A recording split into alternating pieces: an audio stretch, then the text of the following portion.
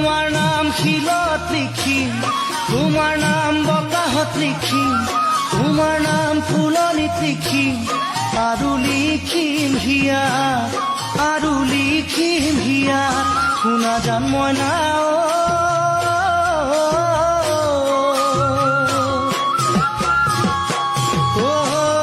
বতাহে বাতৰি দিব, শিলেৰে নিজৰা বব, ফুলে সুগন্ধি দিব, হিয়াই মোৰ শান্তি পাব,